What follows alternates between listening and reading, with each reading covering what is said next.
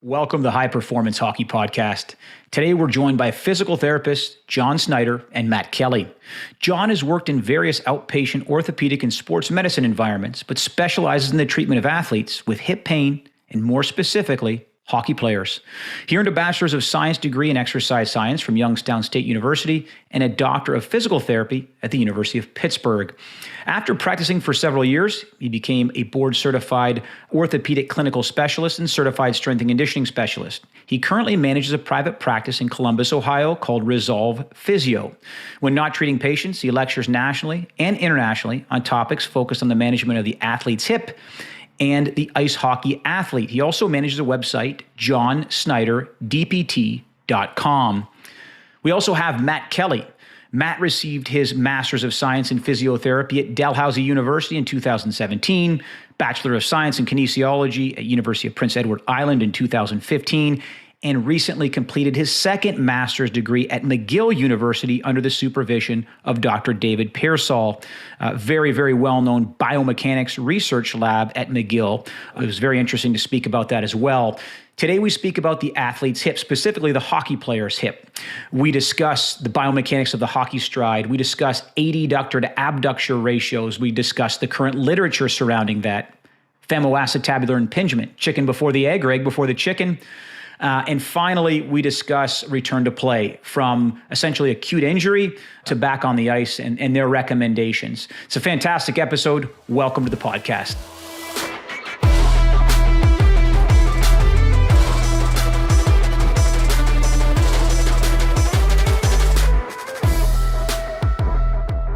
Welcome to the podcast, gentlemen.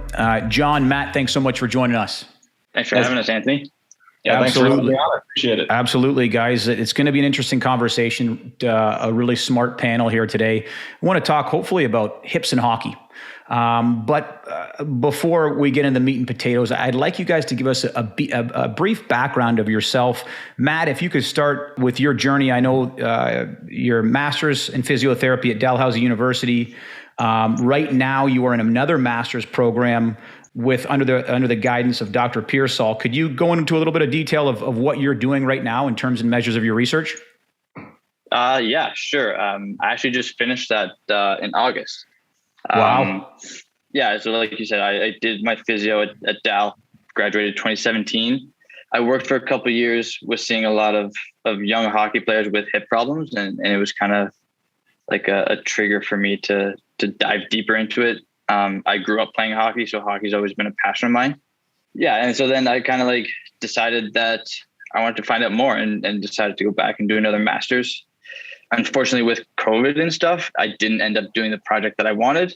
But nonetheless, I still learned a lot about the mechanics, and it definitely helped shape some of my ideas around some of the hip issues that we see a lot in hockey players.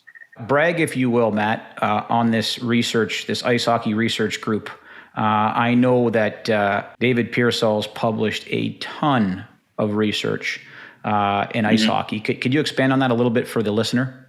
Yeah, I mean, I think they've done a lot of stuff, like you said. I don't know if there's any other labs that really look at a whole lot of stuff that we do. Sure. I think, I think it was 2013, they started bringing the Vicon system, so the motion capture on the ice, which I think definitely changed a lot in terms of what we understand of the skating stride. Mostly because, before that it was using skating treadmills or that synthetic ice. So we're not getting like true skating mechanics. Yeah, I mean, they're definitely pushing the limits with what we're doing in terms of research in hockey, especially skating mechanics. Yeah, I think I know that I had a candidacy portion of my PhD at Western in biomechanics of hockey, and I know that research group pumps out a lot of papers. So kudos to you guys. I want to pass the baton to you, John. Could you give us a little bit of a background about yourself and your interest in hockey? Yeah, of course. So my background's very similar to Matt's. So I grew up playing hockey here in Columbus. Obviously, hockey was not as popular as it is up in Canada, but I gravitated towards it thanks to the Mighty Ducks, embarrassingly enough. I love it. but growing up, I quickly transitioned into being a goaltender. And as we're probably going to get into later on in the talk, that's a very hip pathology prevalent position. And I went through a lot of that, especially when I got into college. So going through the medical process, seeing athletic trainers, seeing physical therapists, seeing physicians, and seeing all the different recommendations that I got through that process, and looking back on it, how many poor recommendations I got through that process kind of triggered my passion for hips, and combining that with hockey has kind of been the focus of my clinical career to this point. Great. So let me tee off the first question, gentlemen, putting the ball right in the tee box here. We talk about this idea of the hips being the engine in the sport of hockey. Do you like this analogy? And from a biomechanical standpoint, we focus on that area. Could you give us a little bit more detail in terms of biomechanics? John, I'll start with you. Yeah, so I think that's a very fair analogy to use. When you look at hockey, it's a very lower body dominant sport. When you look at just about any other sport, there's some kind of more evenly distributed force between the upper and lower body. But when you look at hockey, all the movement, it comes from the hip. So even just looking at it basically as a stride, it all starts at the hip, it all ends at the hip. When you look at the most powerful skaters, you look at the fastest skaters, it's all related to how their hip moves and how they're able to change the biomechanics of their stride to improve their stride. And then when you look at a specific position, a very unique position being a goaltender, when you look at the positions that they have to get into and the positions that they have to produce force in, and the ranges of motion that they have to not only achieve, but also own to a certain degree and produce force in extremes of motion and abduction and flexion and wherever the hell they end up at, the hip is hockey, and you can't be a great hockey player if you don't have not only the ability to produce power, but the ability to achieve those ranges of motion, the ability to own those ranges of motion. And it's just not possible, unlike in other sports where maybe you're able to compensate in a certain way. But I think that's a very fair analogy. Sure. Matt, anything to add, my friend? Yeah, I mean, I definitely agree with John. I think one thing that we can kind of compare to is running, where especially the contact times, right? So in sprinting, very short contact times at a high speed sprint, you're probably using more ankle, like elastic energy, where hockey, you have this longer stride through a greater range of motion, especially through the hip. So I definitely think it's a fair analogy to use for the hockey player, having the hip as the engine. Yeah, I think I've seen a lot of biomechanical research as well, speed skating specifically, looking at EMG activity in these activities. I know it's not apples to apples comparison, but it seems like the majority of power production comes at the hip, right? Less than the ankles. And obviously from a standpoint of force production, you're sprinting on land, there's friction. You're sprinting on ice, and the coefficient of friction looks like my hairline, and there is none or minimal. But from a biomechanical standpoint, Matt, if you could start with this, what are the roles specifically of the adductors and abductors? And let's start with the forward playing position, or a defenseman, for lack of a better word, or for a position comparison rather. But what are the role of the hips, specifically adductors and abductors, during locomotion or during the stride? Yeah, I mean, your abductors, your big glute muscles are definitely kind of the power. That's where you get all the power from your stride. You know, like you kind of mentioned, Anthony, the coefficient of friction is so low that in order to move forward, we have to push laterally, whereas not like sprinting where you're pushing more posteriorly or backwards, right? So I think a lot of your power to create motion is coming from your abductors in that kind of adduction, or that frontal plane. Your adductors are kind of more the brakes. So kind of like the hamstrings in sprinting, right? You're stopping your leg from abducting and bringing it back in under the body. You want to be able to do that quick so that you can kind of create a quicker turnover of your stride. I think it's also important to to remember that like the skating stride is not just simply frontal plane. It is a 3D motion. So you are getting combined abduction, external rotation, and extension with adduction, flexion, internal rotation on the recovery stride or portion of the stride. So I think, yeah, there's definitely, those are your big power muscles, your glutes, your adductors that create that impulse to push off, and then the recovery part to get back under the body. Anything, John, to add in there? No, I think he did a very succinct explanation of the hockey stride. I think the only thing I would just go into a little bit more information about is just the fact that, yes, the adductors are basically the hamstring of the hockey stride, right? Yeah. Yep. So when you look at somebody sprinting straight ahead, all that force eccentrically is going through the hamstring. When you look at the adductors during a hockey stride, the same thing happens regardless of what position you play. And when we get a little bit more into the actual injuries that occur, it all makes sense as to why that's going to be one of the more common injuries that occurs for these hockey players. Which literally leads me right into our next question, which is fantastic. And John, I'll have you start it up. I mean, yes, I think we look at different vectors or different poles of adductors and hip flexors, but we talk about this idea of during propulsion, the adductors, magnus longus, they are our brakes, right? So I say rarely. I've been involved in the game training for 20 years. I'd say maybe on one hand, I've seen a hamstring issue for hockey. I see probably 1,000 times more in terms of quote unquote groin, for a lack of a better term, junk term groin. So specifically, John, with you, is it the magnus? Is it the longest? Do we care, or are we treating it the same way? I would say generally it doesn't matter specifically which muscle it is. Okay. Based on the literature that's available, the adductor longus is going to be the muscle that's impacted when you have an adductor injury, regardless of what sport you play. By and large, I think it's close to 70% in most studies. So it is usually the culprit. If you're going to pick one out, that would be the one that I would. But when you're looking at treating the adductor musculature, if you think it's the adductor magnus, maybe you'll focus on some isolated extension things and things like that. But your actual, progression and the way that you treat that injury is not going to vary. And honestly, our clinical ability to differentiate between the adductor muscles, it's kind of garbage, to be fair. So we just need to know the region. We need to know the patient's tolerance, and we need to know how to progress them. Sure. Matt, anything to add there?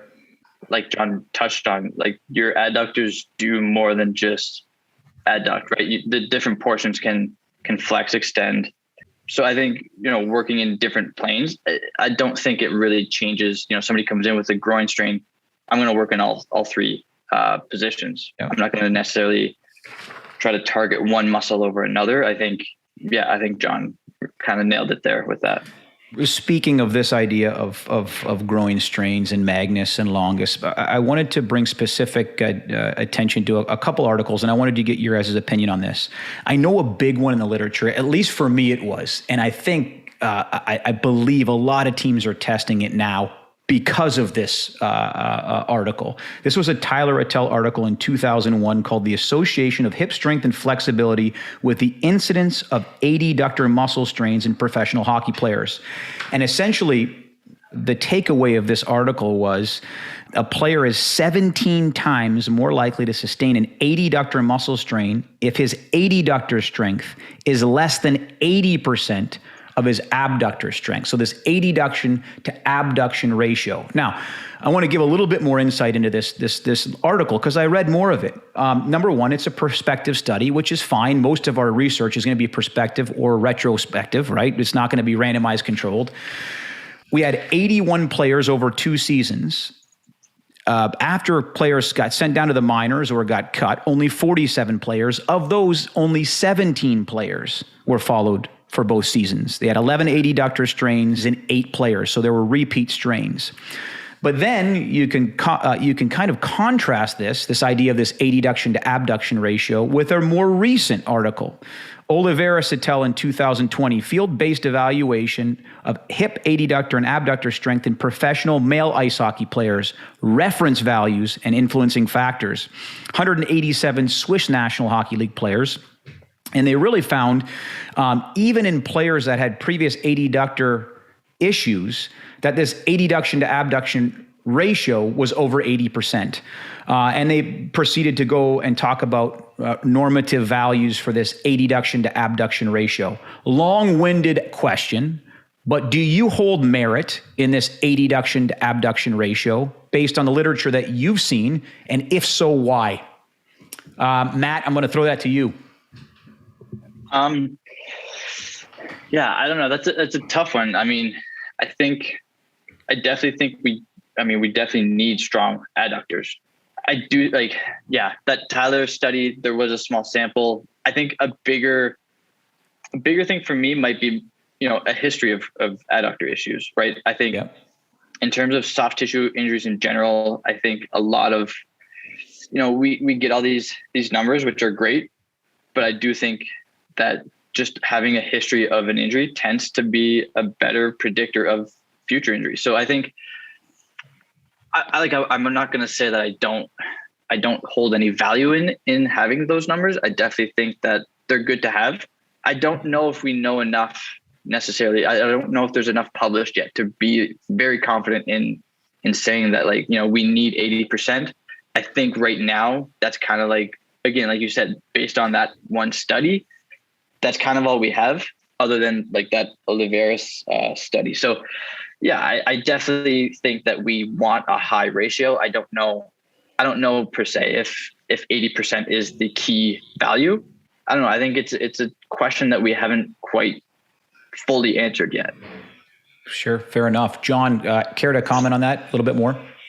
Yeah, I would generally agree with that. I think looking at the adductor abductor ratio, 80% is solid, and it's kind of been the standard of care since that study came out. But there just isn't enough literature to say, hey, 80% and you're good to go, or 79% and you're going to get hurt. It's unfortunately it's not that easy. Sure.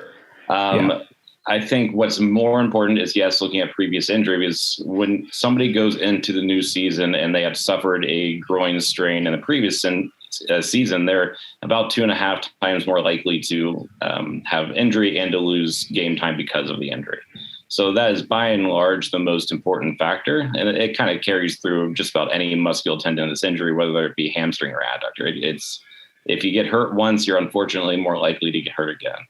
There are a couple other measures that I tend to use that I think kind of give a bit more value.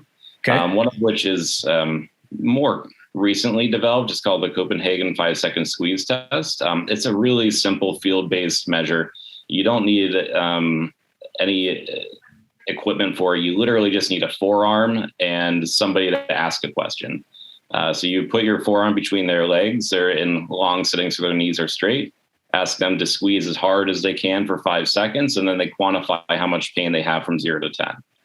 So for folks that end up in the moderate to high pain level, they're at a significantly higher risk of having poor hip function that's measured by the HAGOS, which is a subjective questionnaire. And they found that if you train the adductor strength and try to improve tolerance, it can lead to decreased likelihood of injury by about 35%. So there is some merit to just using that very simple test to kind of guide who's at risk and who's not. And you can look at range of motion too. Looking at ranges of motion in isolation, especially when you look at systematic reviews, it doesn't really give us much. We think, hey, somebody probably has FAI, so they're going to have limited internal rotation or flexion, but it doesn't always hold up in the literature. What does tend to hold up is when we combine motions together. So there's looking at total rotational range of motion. So very similar to the shoulder. We used to always get hung up on GERD and internal rotation deficit. But as more literature has come out, it's kind of shown that the total rotational range of motion is where we can find out whether or not somebody's at risk. So combining their maximum internal rotation and external rotation and seeing where they lay in comparison to normative values.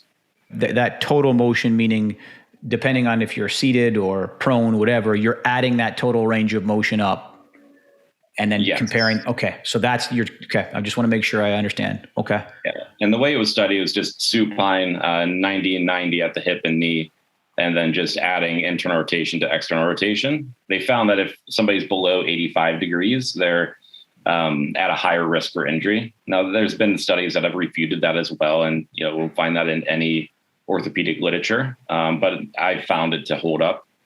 Along with the bent knee fallout, which is literally putting them in a Faber position. So they're in supine again, and they're just letting their hip is at about 60 degrees, knee's at 90, and you're just letting that knee fall out, and then measuring how far the knee is from the table, and then comparing from side to side. So if somebody has like a 4 centimeter difference, I believe that's what the cutoff was, they're at a higher risk for hip and groin injury, and they're more likely to have a very large cam lesion. So these are a few things that we can use in addition to prior injury that I found helps clinically.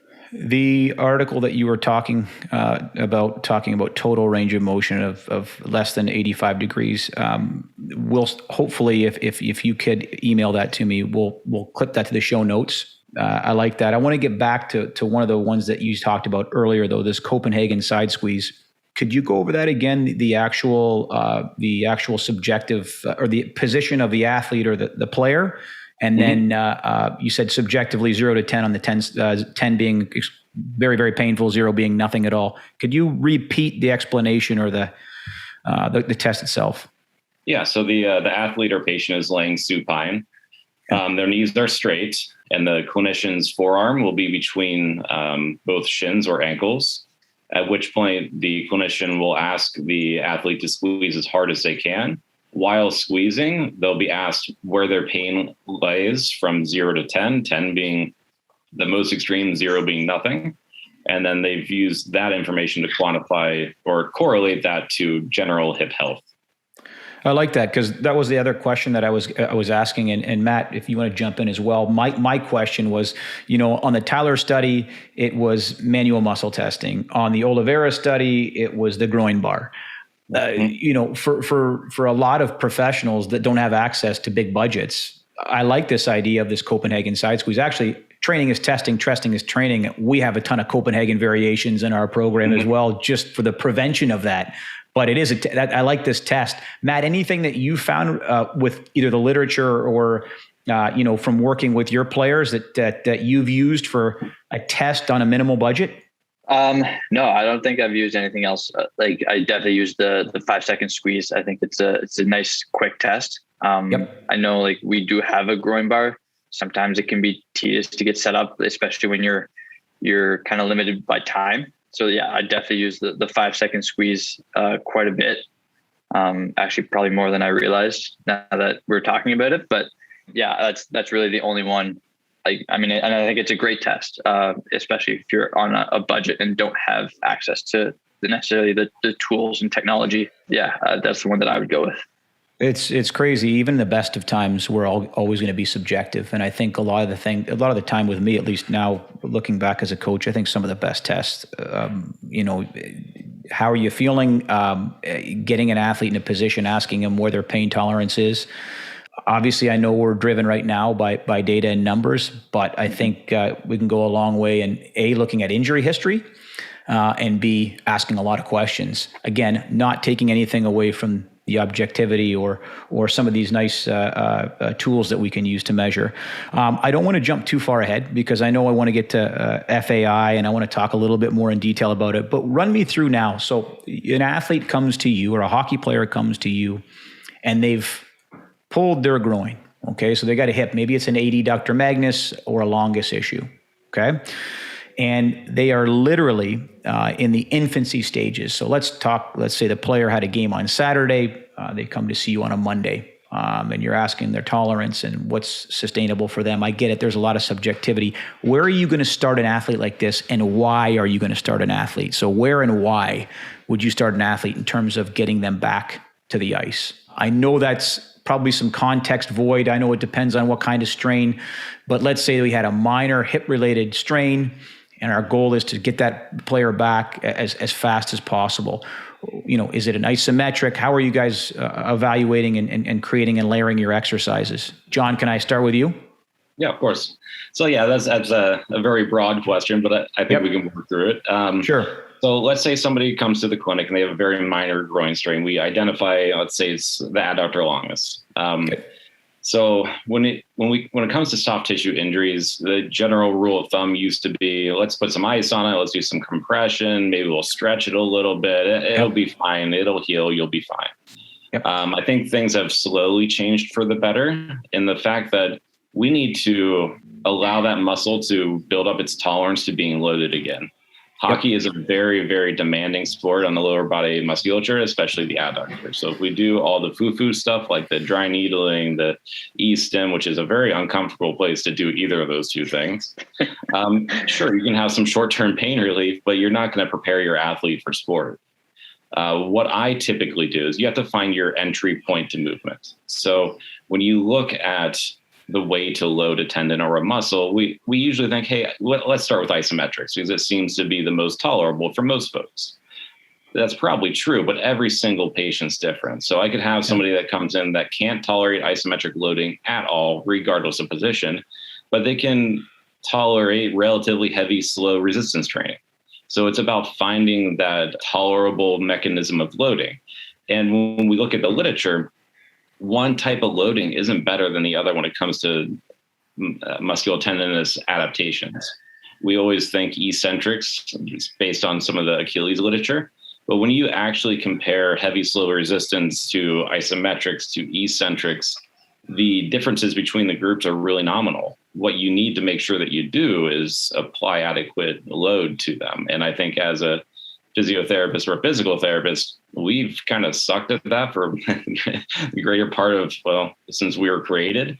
Sure. We as a profession tend to coddle and baby our patients. I try my darndest not to do that. And I think that I do apply an appropriate load for adaptation. But based on my experience and probably your experience, Anthony, it's an unfortunate side effect of our education and something that we have to uneducate ourselves so that we can get athletes, especially, back to the level that they need to play at.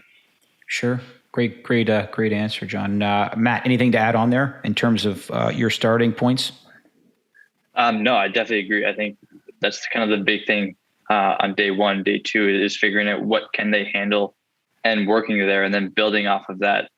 One thing I try to get to is getting some strength at end range abduction, especially for a groin. So, whatever it is their starting point at, my goal is to get them strong at an end range. So doing some like elevated Copenhagens where they're not only holding it, but they're doing reps, right? They're getting in and out of that abduction, adduction position. Yeah, I think that's the only thing that I would add that I do differently, or not differently, but just to add to what John said. Sure. I agree. Again, I don't want to get too far ahead, but I think too that a really well-designed program from a strength and conditioning standpoint, specifically early off-season, can do a lot of wonders. We call this tissue remodeling block. Essentially, you're taking them patterns that the players live in, and you're basically I call it yoga on steroids, but it's a heavy isometric face, and the goal is to kind of undo the length tension issues that players have accrued or acquired over the season before they start training again back in the weight room. A lot of that for me was a combination of some coaches that had great success with it that I really respect, Jim Snyder at the University of Wisconsin, and then more recently with the literature, some of the information I've heard from Dr. Keith Barr on tendons. The merit to a early off-season tissue remodeling block, is that something that from a physical therapy standpoint that if an athlete comes in, after an 82-game season or, a heavy season with ice touches, I look at our AAA hockey organization here. I mean, it's a mini National Hockey League year. I mean, they've got 60-plus games, just as many practices, just as many strength and conditioning. We have 180 touches total. That's a lot. Merit to something like that, gentlemen, for the hips? Yeah, I would definitely agree. So especially when we look at sports like hockey or baseball, where it's relatively year-round, you have to find chunks of time where you can focus on the things that you're not capable of focusing on during the course of the year. And during that time, it needs to be relatively low impact so that you can focus on maybe some of these deficits that have creeped into your physical well-being throughout the course of that year. And if people have lingering issues that they've been dealing with and they haven't been able to sufficiently, unload that tendon or that joint for a period of time, this allows you that snapshot to do so. I think it kind of ties into early sports specialization and changing the way we view our youth athletes and making sure that we give all of our athletes a variety of stimuli and a variety of loading strategies and stresses so that they can adapt to them. And that's only going to make your athletes better, and it's going to make them healthier as well. Yeah. I mean, I think Mike Boyle talked about filling buckets. And I think that's, when you're playing hockey, you're filling some buckets, but you're not filling others. And I think that's kind of that early off season is definitely a time to fill those other buckets, and give, stop overflowing the buckets that are already full from a full season of playing. Like it. All right. Pivoting here. The elephant in the room, FAI, femoacetabular impingement. Okay. A massive, at least, obviously the last 10 years, we hear about this way more than perhaps the last 20, right? It's been an issue. Loaded question here because I don't think there is an answer, but I'm going to ask anyway. Matt, chicken before egg or egg before chicken? Meaning, is this just a matter of now we're getting better at evaluating things like this? Is this a matter of schedule? We have athletes now that are playing hockey more and more and more and more. Why is this occurring? Yeah, I wish I knew. Sorry, I told you that was a loaded question. I'm glad he asked you first. I mean, I think you probably touched on a couple of things on why we see more of it. Definitely is like our understanding of the hip, our ability to see what's going on in the hip, which isn't always necessarily a good thing.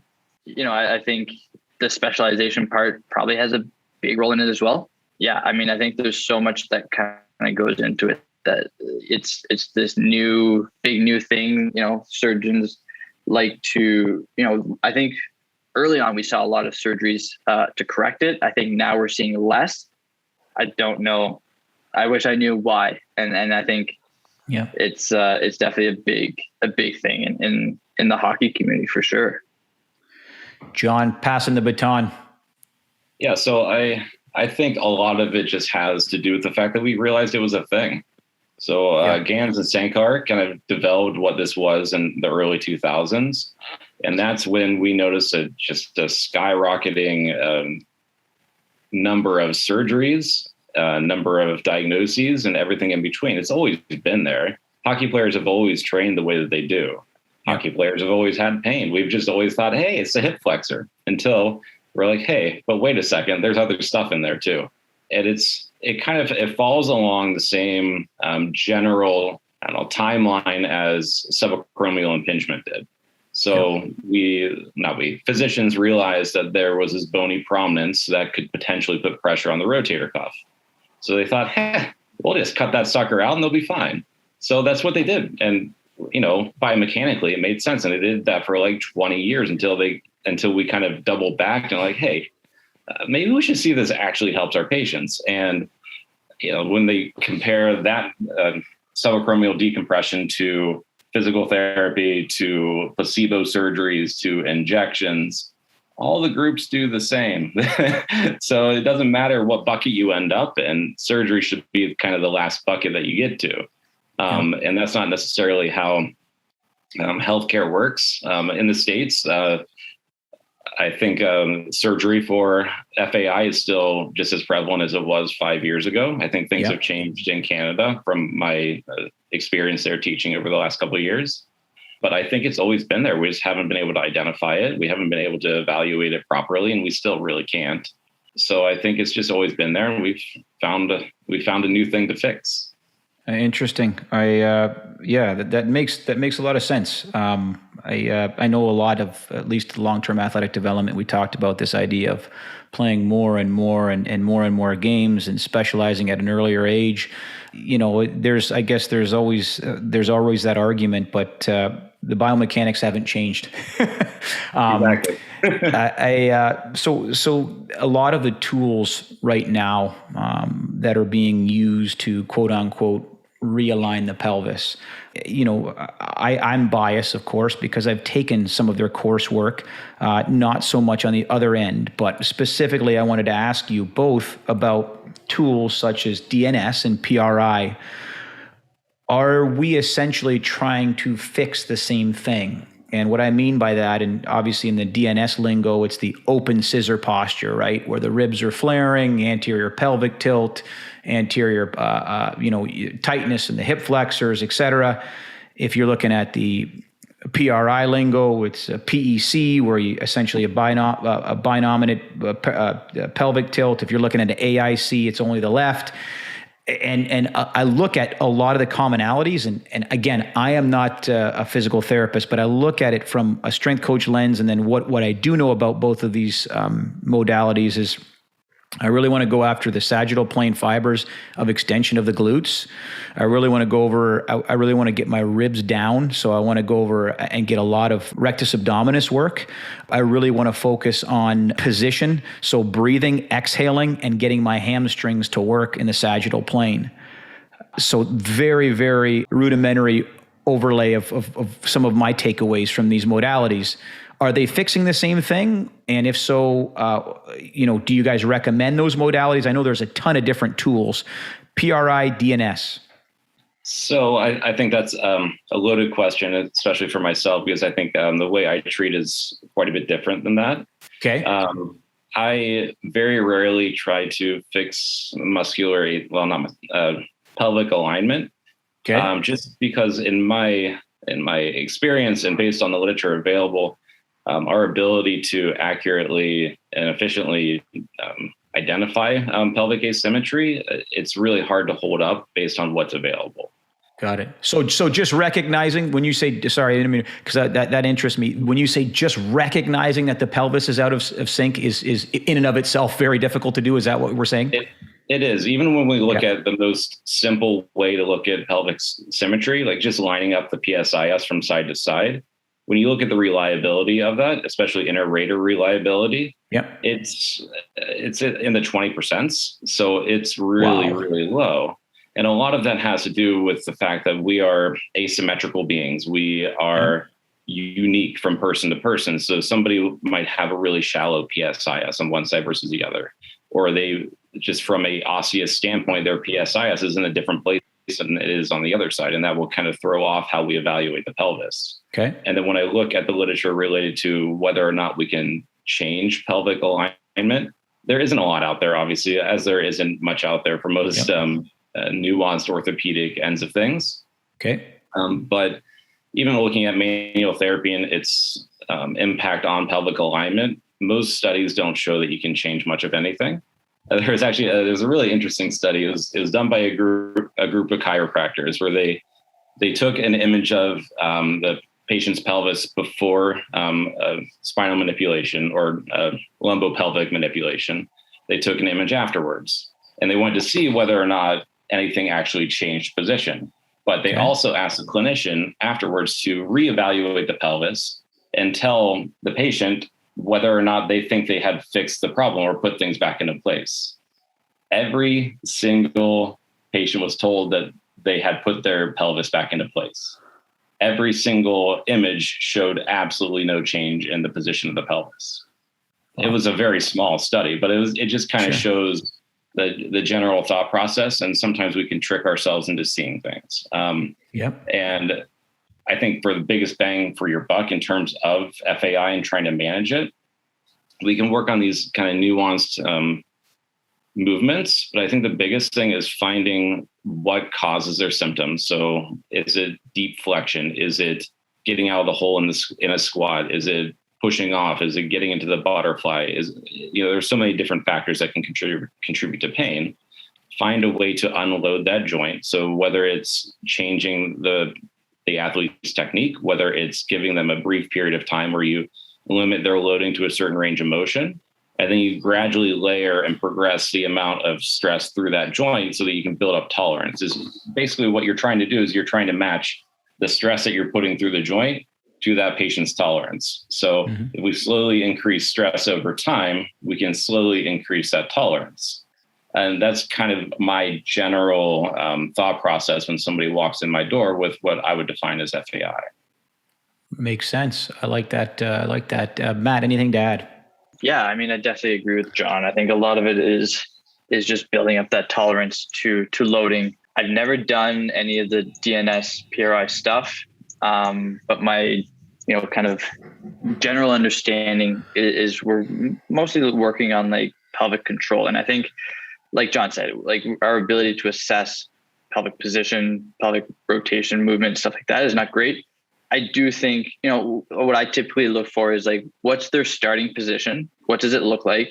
Are they able to get in and out of that position? Do they have the control to move in and out of that, either like pelvic tilt, rotation? Can they control that while doing other things? So having them run through some exercises, some like, I typically do some kind of like FMS style movement assessment where, I'm having them do a squat. I'm having them do some lunges, some lateral lunges. Are they able to, with hockey players, especially, like they'll come in with that big anterior tilt. Are they able to get out of that and move in a way that allows them to move effectively? Yeah, I think that's the only thing that I would add. And would you argue, guys, that there's a really you need to have a deep understanding of the biomechanics of the sport, whether you're a goaltender or a hockey player? And what I mean by the biomechanics of the sport, we talk about the start, right? Your drivers or your glutes, external fibers, and abduction fibers. Your brakes or your adductor magnus. You're also, when you're shifting to recovery, right? Your gears shift to your accelerator being your turnover of your adductor magnus. So you got to have them working. Do you take those biomechanical considerations into therapy, or is it more just a matter of, hey, can we get these guys to an end position pain-free? Or, for example, hey, the glutes work, abductors, external rotators, I'm going to really fire the extension fibers of the glute because we're not filling that bucket and we're trying to take care of these link tension issues. Does that make sense? Yeah, that makes sense. I think it's kind of a little bit of both. So okay. All my patients will, certain things I give just about everybody. So, okay. If you come in with an adductor strain, we're going to isolate the adductor and we're going to slowly and progressively load the adductor, just like I would with a volleyball player if it happened to them. But there's nuance to each sport. So and each position, you can't treat a goaltender the same as a forward and a forward the same as a defenseman, because the biomechanics of movement, or at least the distribution of movements, are significantly different. So if you don't understand how that athlete moves, you're never going to be able to adequately replicate the demands of the sport in the clinic to the point where you can realistically say, hey, you're ready to play again. You just can't.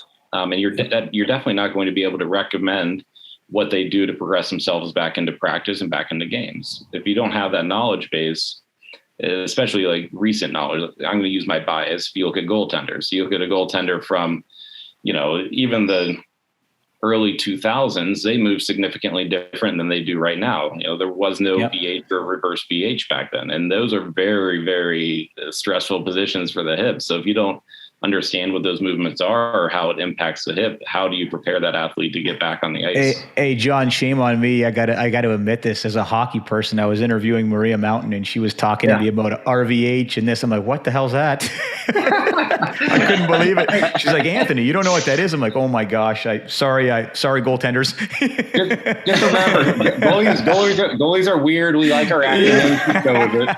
Hey, sorry about that. Maria will get me for that one. Matt, anything to add? I didn't mean to interrupt you, John. That was a fantastic answer. Oh, you're good. You're good. I think for the most part, I try to have people move well first and then do sport stuff later. So, somebody comes in with a adductor strain, I want to see, can they lunge? Can they hinge? Can they do all that stuff? If they can't, then, that could be playing a part in why that happened in the first place. So that, we'll work on that. And at the same time, like if their tolerance to, if their adductor tolerance isn't great, well, we still want to train other things so that they're not, getting out of shape and they're staying fit so that when they are ready to go back, they're physically ready in all capacities. So, I look at that stuff and then later on, it's more like, we try to get a little more specific. Again, I think with hockey, a lot of frontal plane work to be prepared. And I think I also tend to, I mean, with my background in hockey biomechanics, I think understanding the mechanism of injuries, I found that really helpful in why is this happening? Why are guys getting hurt? Why are you sore here but not here, kind of thing?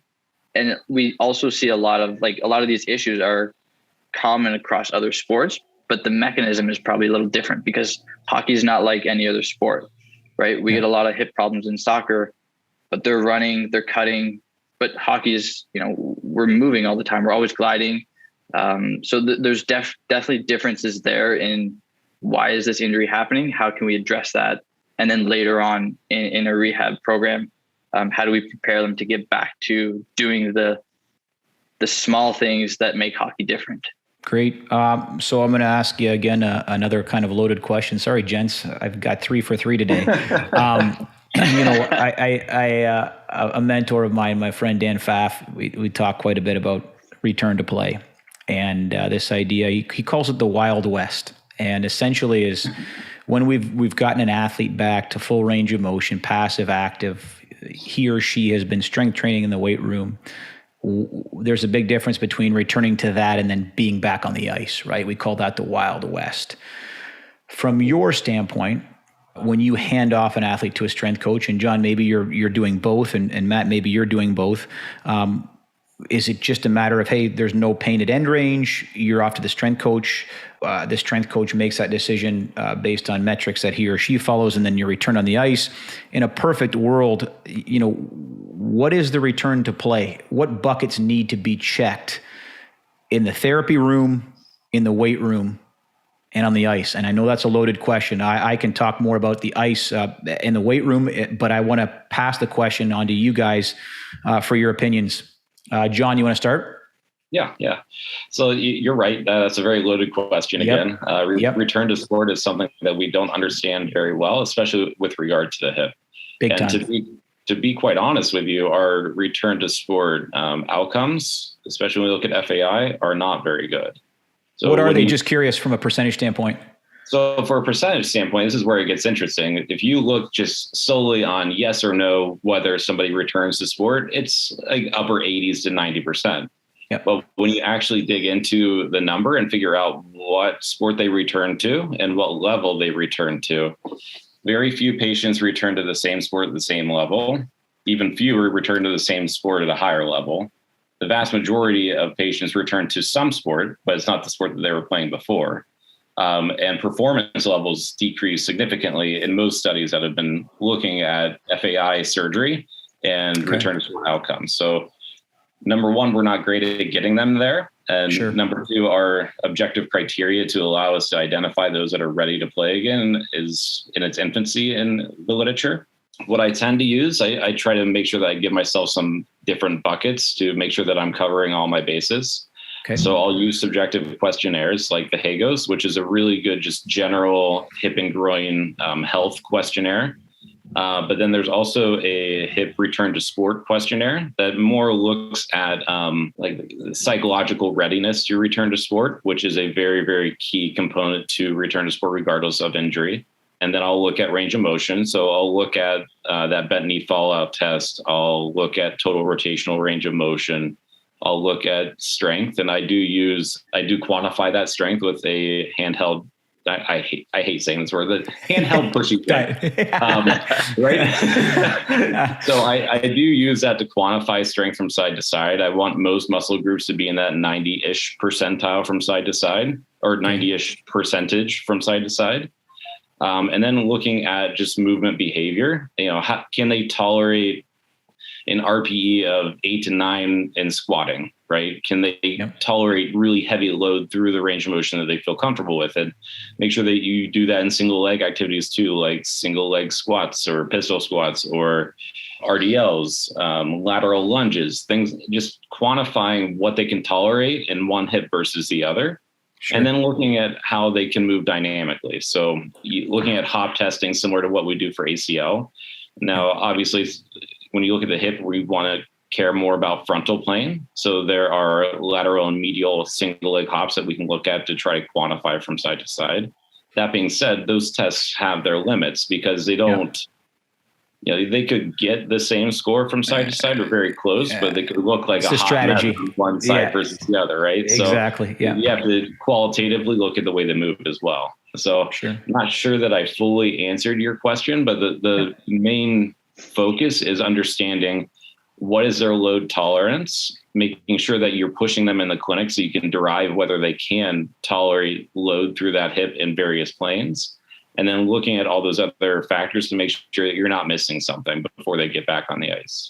I mean, I think for me, like in the facility, we have a gym, we have strength coaches. So, I'm not writing return to play programs. I kind of, I do the early stuff. We definitely progress into, some loading, but I tend to leave all the like later stuff to the coaches. That's just not my forte for sure. And I think, the return to ice is definitely, especially for like us who are in private practice, return to ice is tough.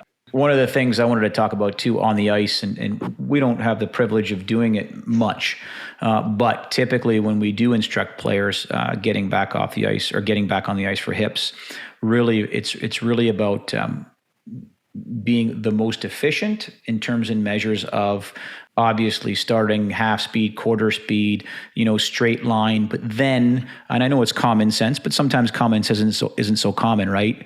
A big circle with a long radius, right? Big. Then obviously from that standpoint, it might be a tighter radius or a tighter circle. And then last but not least, you're stopping, and then you're manipulating the constraints, and you might react to a player, but those are layered. Those are layered events after the athlete has been back to therapy, after the athlete has attained his or her strength. It's a comprehensive skating program, really having a layered approach and probably relying on a ton of subjectivity, coupled with the fact of just using kind of, again, common sense, long strides, straight line, big, long arcs, half speed, picking up the speed, shorter, tight radius turns, half speed, picking up the speed, and only then stopping and starting. So I think you can take a layered approach as well on the ice, working hand in hand with a strength coach, working hand in hand with a physical therapist. I think it's really a team environment, and I think probably the best in the world, regardless if you're in the private sector or in the professional setting, have that approach. It's multidisciplinary. The last thing I wanted to ask, and this is more for the off season, and I'm just curious as to your thoughts, John, Matt. Like, I have a paradox and the little hamster in my brain, right? I actually wrote a book on it. I think the more advanced the athlete, so we're talking players that make a living, in order for them to better their craft, they have to practice their craft. So I'm not promoting mindless conditioning for 10-year-olds. That's not what I'm talking about. I'm talking about players that play major Division I college hockey. They've had 5 to 7 years of progressive overload. I actually like those players working more on the ice in the summers. Now, that's skill work. That's edge work. That's shooting. I actually prefer them to work out less with me. I always use the analogy, if you want to get good at playing the guitar, you got to play the guitar. No one would say, hey, Tommy, work on your finger strength all summer and then play in a packed symphony, the next week. So I guess there's a paradox for me. Again, this is where I kind of bias to my, if you want to work on speed, you want to work on edge work and skill. I think elite athletes need to continue to do that in the summers. Again, not conditioning work. And I think the frequency of weights is less for me.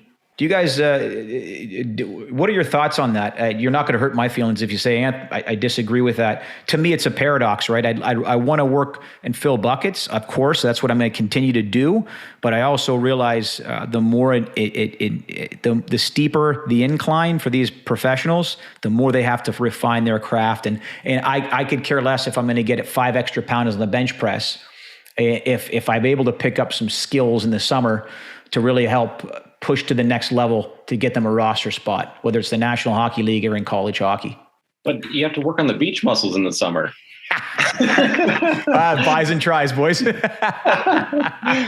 no, I think I generally agree with you. Yep. I think especially when you get to a high level, like when you look at what the literature has available, those individuals that specialize in hockey at around 14 years old, those are the ones that tend to go on to playing at a high level. Those that specialize significantly earlier than that, they tend to be the ones that end up with really, really injury-plagued careers. So when you get somebody into 18, 19, 20 years old and they are playing in college and they are being paid to play hockey, you sure as hell better work on being a good hockey player. And that should be the focus of your summer. Now, do you need to give yourself some unloading during the summer? Of course you do. You're not going out there to, like you said, do conditioning on the ice. That's not the purpose. If you're a goaltender, you work on the way you move, you work at the efficiency at which you move, you work on reading plays and understanding the nuance to your position. If you're a defenseman, same thing. If you're a forward, same thing. You work on your skills. Yep. Now, do you have to be in the weight room during the summer? Of course you do. You got to build strength. You have to build endurance. You have to build, all those things that you need for performance and for injury prevention. But if you are a skilled hockey player trying to advance your career, I think it's hard to argue the opposite of that and just laying off the ice. And I think that's easy to say, but it's hard to find that balance. Well put. Matt, anything to add, my friend? Yeah, I mean, I think I definitely agree with you too, Anthony. I think, hockey is such a unique sport where there isn't a whole lot off the ice that actually transfers onto the ice. So in order, like you said, in order to get better, you have to get on the ice. I think, comparing to some other sports, like a soccer or rugby, like you can work on sprint mechanics in the gym, you can work on change direction stuff, but you can't do that with hockey. So I definitely agree with what you're doing. I think that's, like you said, you have to be on the ice to fine tune those skills, especially when you're at the high level and all the little things matter. Right. So yeah, I definitely agree. I think that's the fun thing about hockey. You could be the best athlete in the world, but you could be kind of a garbage hockey player, and you could be a very subpar physical specimen and be an incredible hockey player. Like one of my good buddies growing up, Todd, I'm not going to give you the last name. He was a phenomenal hockey player. Always was, from the time he was young to the time that he played in college. He was not a physical specimen, but he was a phenomenal player. And that's, you look at the Phil Kessels of the world and players like that, like they're out there. You don't see that in football or soccer. It's one of the unique things about hockey. Agreed. I just spoke to actually Mike Potenza about this idea, and I'm not taking away the importance of the weight room and physical capacities. I think it's important, especially for younger players growing in their bodies during peak height velocity. I do think those improvements can be tangibly felt on the ice. Having said that, again, I'm not taking away the importance in championing strength and conditioning, because that's what we do. That's what I do as strength and conditioning coach. But I've questioned many times throughout the last few years is this idea of efferent beasts, right? Many of the players that I played with were real strong players, but a strong gust of wind might blow them over on the ice. I don't know if it's that or if the best players in the world are afferent beasts. They know where to be, they know where not to be, and they think ahead of the play. Now, I get it. They're generational players. They're players touched by the hand of God. I'm not comparing Sidney Crosby. He's a generational player. But it is interesting. I think some of the best players are afferent beasts. They just know where to be a step ahead of the play. But at any rate, gentlemen, our guest today has been John Snyder and Matt Kelly. Gents, thanks so much for joining us on the podcast. Yeah, thank you so much, Anthony.